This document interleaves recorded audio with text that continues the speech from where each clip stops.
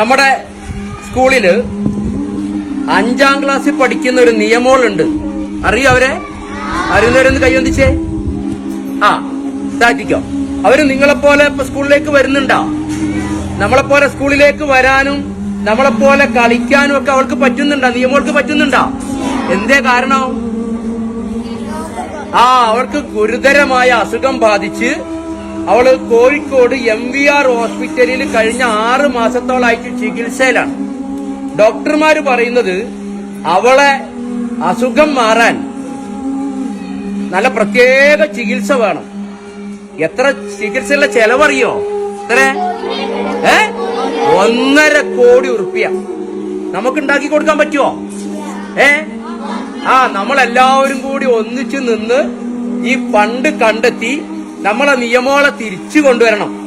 അവള് സ്കൂളിലേക്ക് വന്ന് നല്ല പുത്തൻ ഉടുപ്പൊക്കെ ഇട്ട് പുതിയ പുസ്തകമൊക്കെ ആയി നമ്മുടെ കൂടെ കളിക്കാനും പഠിക്കാനും ഒക്കെ നമ്മളെ നിയമോളുണ്ടാകണ്ടേ? വേണ്ടേ?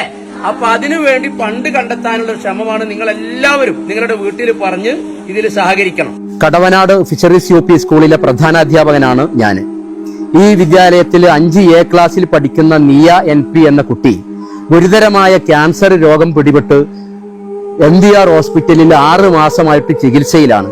1.5 കോടി രൂപയാണ് ചികിത്സക്ക് വേണ്ടി വരിക എന്നാണ് ഡോക്ടർമാർ പറഞ്ഞിട്ടുള്ളത്.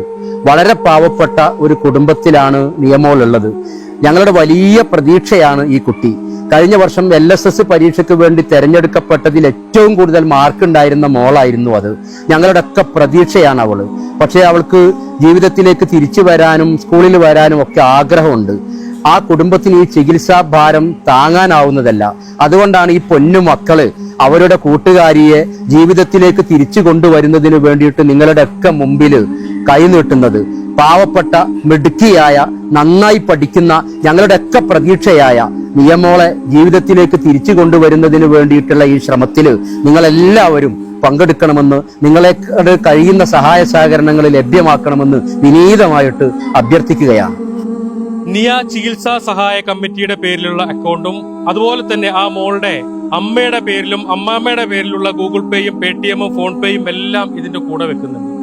ഈ വീഡിയോ കാണുന്ന നിങ്ങൾ ഓരോരുത്തരും ആ കുഞ്ഞിന്റെ ജീവൻ രക്ഷിക്കാൻ എമർജൻസി ആയിട്ട് ഈ വീഡിയോ ഷെയർ ചെയ്യുകയും നിങ്ങളുടെ ഫാമിലി ഫ്രണ്ട്സ് ഗ്രൂപ്പുകളിലേക്കൊക്കെ എത്തിച്ചിട്ട് 1.25 ലക്ഷം രൂപ പിരിച്ചെടുക്കുന്നതിന് വേണ്ടിയിട്ട്, ചികിത്സയ്ക്ക് വേണ്ടിയിട്ട് നിങ്ങൾ എല്ലാവരും ഞങ്ങളോടൊപ്പം നിൽക്കണം എന്ന് അഭ്യർത്ഥിക്കുകയാണ്.